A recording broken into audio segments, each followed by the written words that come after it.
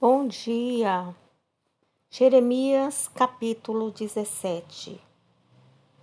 O pecado de Judá está escrito com um ponteiro de ferro, com ponta de diamante, cravado na tábua do seu coração e nos ângulos dos seus altares. Então Jeremias denuncia a nação por sua grande iniquidade. O pecado estava tão arraigado na natureza do povo que a idolatria e a maldade eram coisas inerentes às suas vidas. Por causa da sua infidelidade a Deus, o povo deixaria sua terra e seria levado para como escravo. Então o pecado já estava cauterizado e já era visto como natural, uma coisa natural. Então, por isso que o ponteiro de ferro estava ali, né?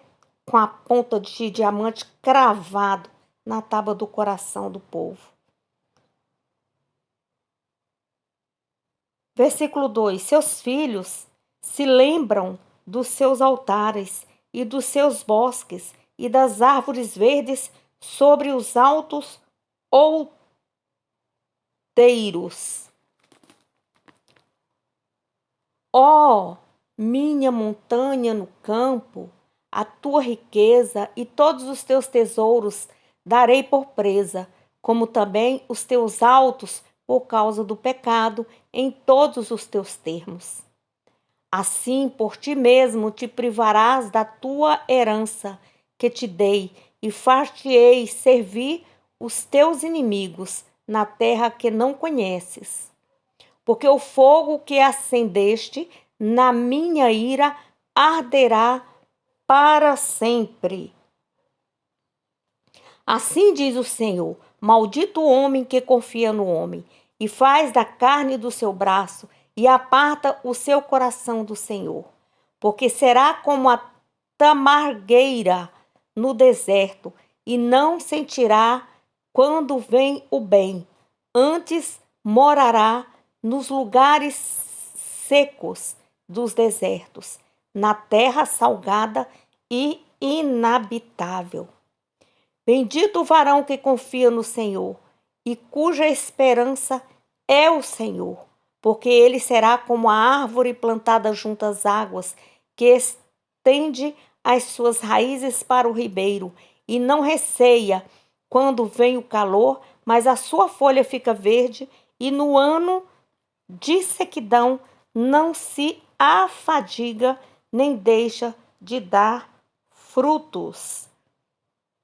Então nós podemos ver aqui, quando o Senhor fala maldito homem, aquele que confia na sua capacidade e em recursos humanos, sofrerão desilusão, pobreza espiritual e por fim vem a ruína. Por outro lado, quem confia plenamente no Senhor será abençoado e por fim habitará com Deus como recompensa. Não terão receio nem preocupação em sua vida, porque estão plenamente arraigados em Deus.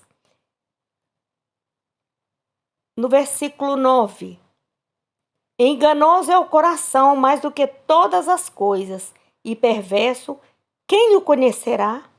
Então, quem conhecerá? O coração é o ser interior da pessoa e abrange nossos desejos, nossos sentimentos e pensamentos. Ele é, acima de tudo, iníquo e corrupto. Como resultado, o ser humano volta-se para o egoísmo e a maldade e não ao caminho de Deus, que é o da santidade. O coração humano perverso, como é, não pode se transformar sozinho. Não, o meu coração e o seu coração não pode se transformar sozinho, somente com a ajuda de Deus. Deus, Jesus Cristo, é o nosso remédio. O único remédio é receber a graça de Deus, nascer de novo mediante a fé em Cristo e ter um coração novo, um coração que se aparta do mal, um que deteste o mal e se compraza em fazer a vontade de Deus. Então você vê a natureza do coração do homem é má e corrupta. Então devemos estar voltados para o Senhor Jesus. O nosso coração puro, voltado para Jesus. No versículo 11 diz assim, versículo 10. Eu, o Senhor, esquadrinho o coração, eu provo os pensamentos, e isso para dar a cada um segundo os seus caminhos e segundo o fruto das suas ações. Então Deus, ele prova e esquadrinha os nossos pensamentos. Como perdiz que ajunta os ovos que não choca, assim é aquele que ajunta riquezas, mas não retamente. No meio de seus dias as deixará, e o seu fim se fará um insensato. Um trono de glória, posto bem alto, desde o princípio, é o lugar do nosso santuário. Ó Senhor, esperança de Israel, todos aqueles que te deixam serão envergonhados. Os que se apartam de mim serão escritos sobre a terra, porque abandonam o Senhor, a fonte das águas vivas. Sara-me, Senhor, e sararei. Salva-me, e serei salvo, porque tu és o meu louvor. Eis que eles me dizem: onde está a palavra do Senhor? Vem agora. Mas eu não me apressei em ser o pastor após ti, nem tampouco desejei o dia da aflição. Tu o sabes. O que saiu dos meus lábios está diante de tua face.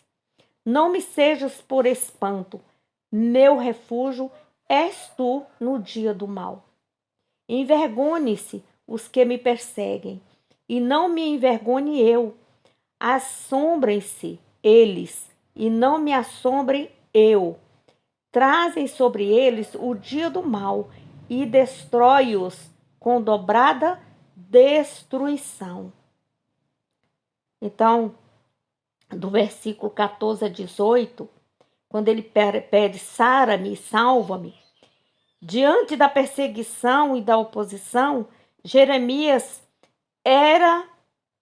ele ora a Deus, pedindo a graça de Deus para ajudá-lo a continuar no seu ministério profético. O povo e os falsos profetas zombavam dele e menosprezavam suas profecias, porque não via o seu cumprimento.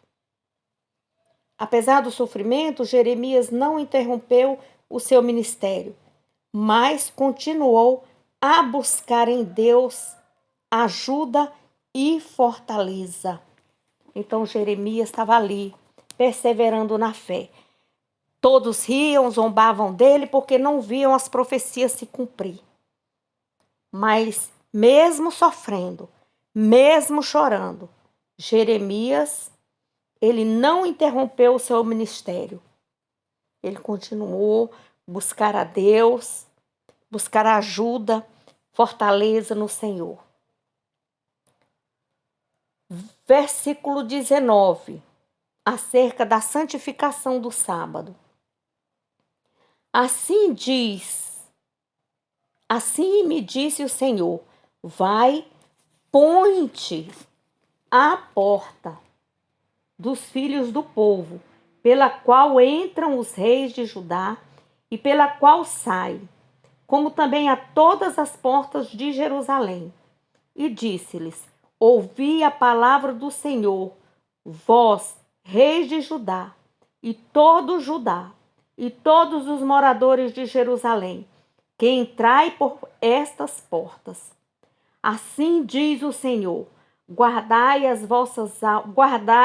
a vossa alma e não tragais cargas no dia de sábado, nem as introduzais pelas portas de Jerusalém.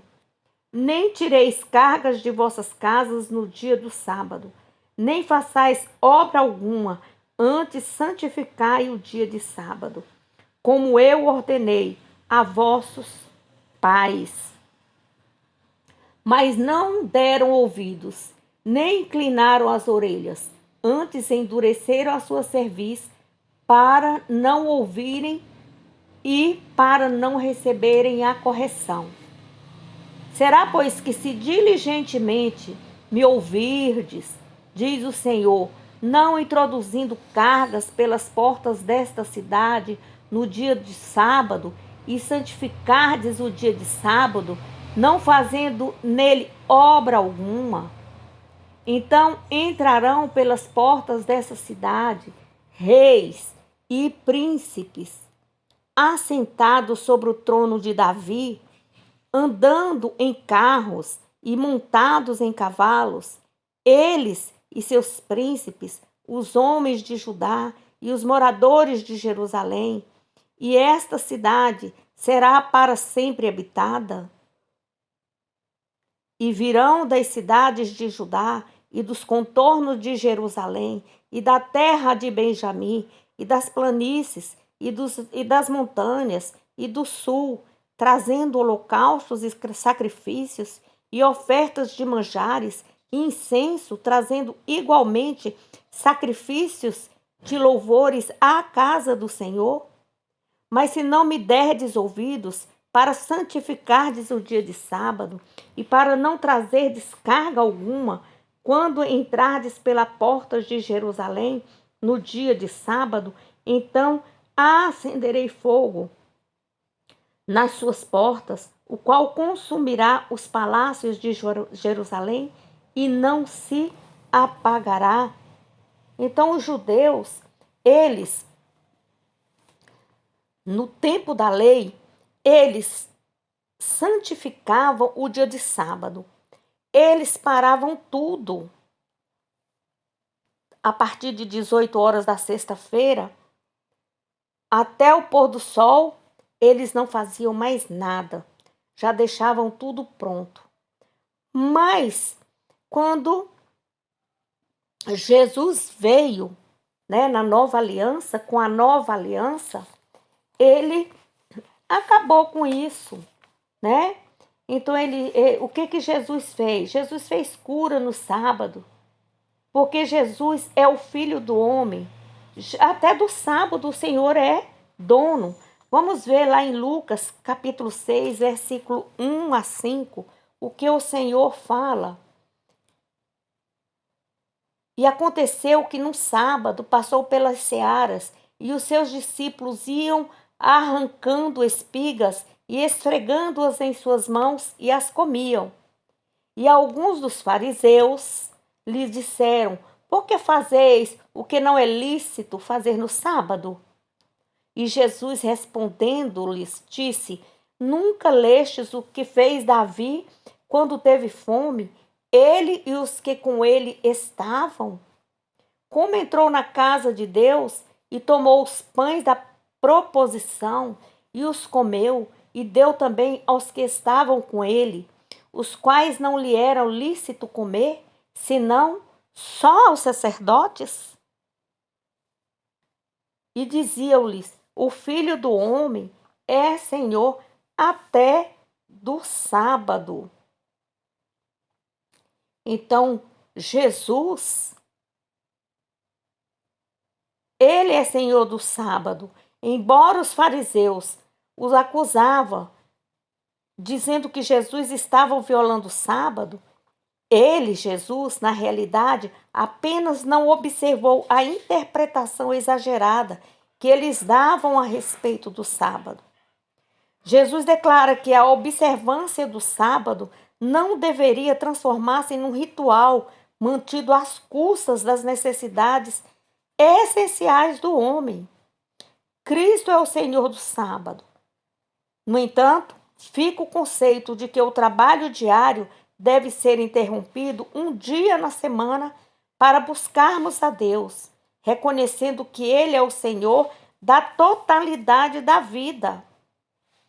Você veja que Jesus no sétimo dia, Deus no sétimo dia, Ele descansou. Então, mesmo assim, somos nós, após um dia de cansaço, nós devemos ter um dia de descanso, um dia de repouso. E nesse dia nós estejamos glorificando, buscando a Deus, lendo a palavra, indo à igreja. Então, as palavras e ações de Jesus aqui, vamos ver lá do versículo 6 a 10 o que ele diz. O que ele nos ensina. E aconteceu também em outro sábado, que entrou na sinagoga e estava ensinando. E havia ali um homem que tinha a mão direita mirrada. E os escribas e fariseus atentavam nele, se o curaria no sábado, para acharem de que o acusar. Mas ele, conhecendo bem os seus pensamentos, disse ao homem que tinha a mão mirrada: levanta-te e fica em pé no meio. E levantou-se ele e ficou em pé. Então Jesus lhe disse: uma coisa vos hei de perguntar. É lícito nos sábados fazer bem ou fazer mal? Salvar a vida ou matar? E olhando para todos ao redor, disse ao homem: estende a mão. E ele assim o fez. E a mão lhe foi restituída, sã como a outra. E ficando cheios de furor, e uns com os outros, conferenciavam sobre o que fazia a Jesus. Então veja que Jesus nos ensina, ensinando que no dia de sábado, o Senhor, ele teve a oportunidade de buscar, de Deus, ajuda para aquele homem, ajuda para aquele necessitado. Então, no âmbito espiritual e físico, Jesus curou aquele homem. E estavam lá os acusadores. E é isso que Deus se agrada, Então, existem profissões que precisa trabalhar no sábado, que precisa estar ali socorrendo o outro. Então, Jesus, até do sábado, ele é dono, Devemos ter um dia consagrado ao Senhor e um dia de descanso. É isso que a lei fala. Então, nós obedecemos a lei, primeiro de Deus, e a lei dos homens. Capítulo 18 de Jeremias. A palavra do Senhor que veio a Jeremias dizendo: levanta-te e desce à casa do oleiro, e lá te farei ouvir as minhas palavras. E desci à casa do oleiro, e eis que ele estava fazendo a sua obra sobre as rodas. Como o vaso que ele fazia de barro se quebrou na mão do oleiro, tornou a fazer dele outro vaso, conforme o que pareceu bem aos seus olhos fazer. Então veio a mim a palavra do Senhor, dizendo: não poderei eu fazer de vós como fez esse oleiro, ó casa de Israel? Diz o Senhor: eis que como o barro na mão do oleiro, assim sois vós na minha mão, ó casa de Israel.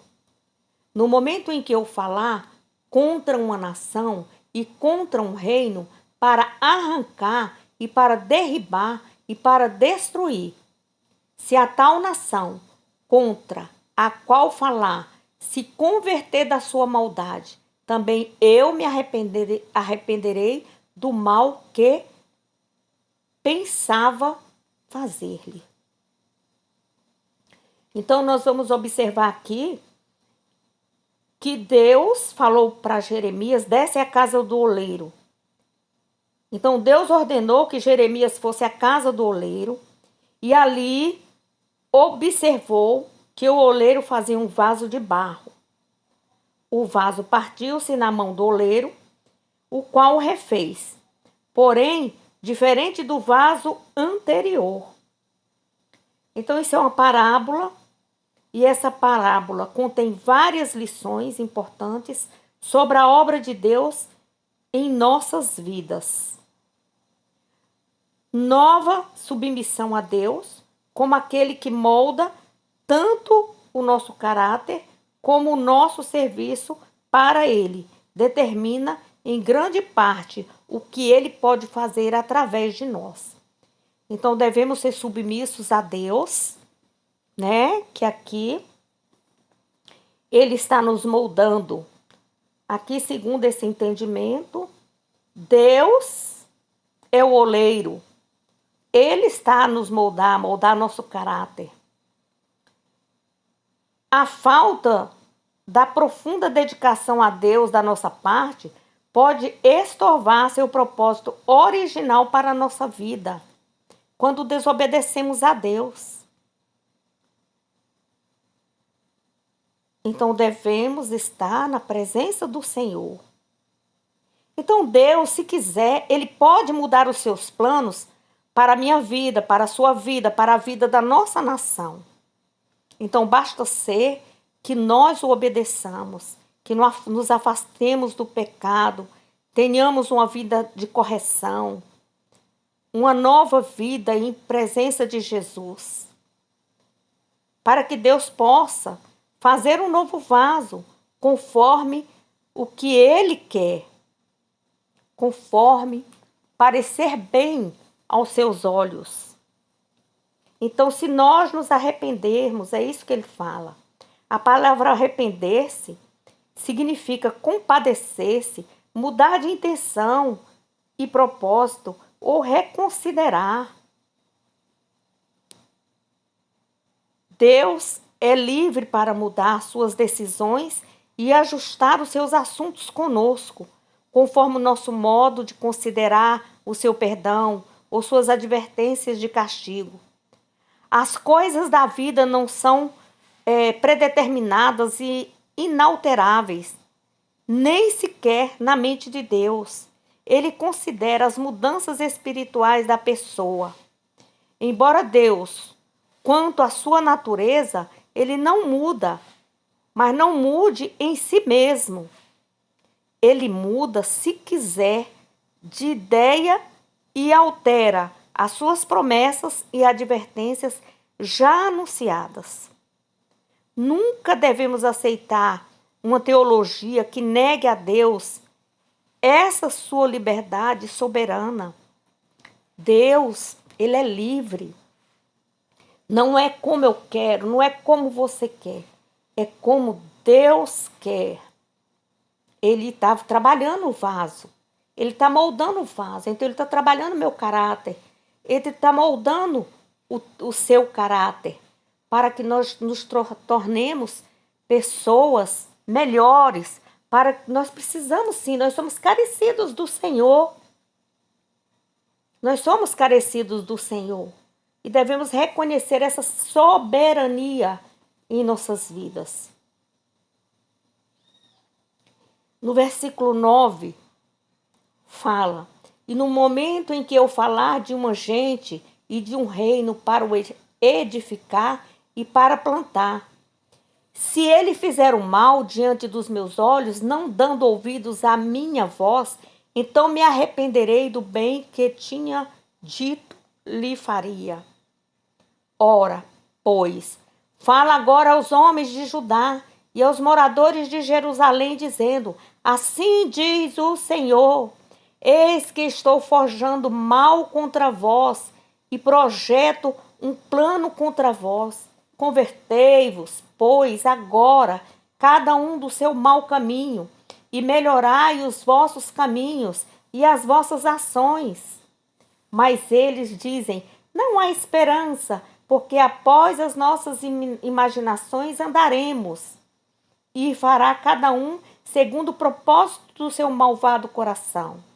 Portanto, assim diz o Senhor: perguntai agora entre os gentios, Quem ouviu tal coisa? Coisa muito horrenda fez a Virgem de Israel. Porventura, deixar-se-á a neve do Líbano por uma rocha do campo? Ou deixar-se-ão as águas estranhas, frias, correntes? Contudo, o meu povo se tem esquecido de mim, queimado incenso à vaidade, e fizeram-nos tropeçar nos seus caminhos, e nas veredas antigas, para que andassem por veredas afastadas, não aplainadas, para fazerem da sua terra um espanto e uma irrição perpétua. Todo aquele que passar por ela se espantará e meneará a cabeça. Com o vento oriental os espalharei diante da face do inimigo.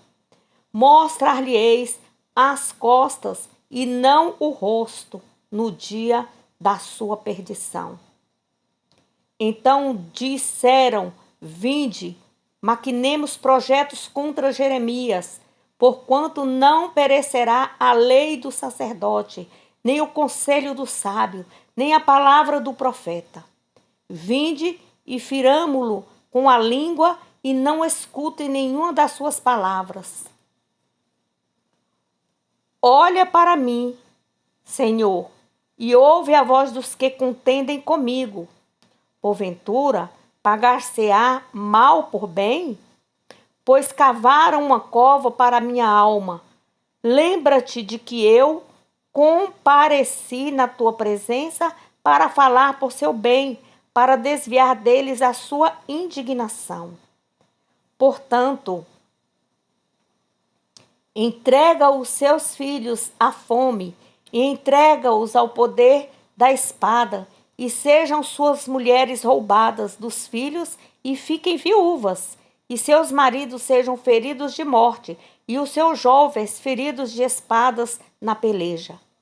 Ouça-se o clamor das suas casas, quando trouxeram-lhes esquadrões sobre eles, de repente, porquanto cavaram uma cova para prender-me e armaram-me laços aos meus pés.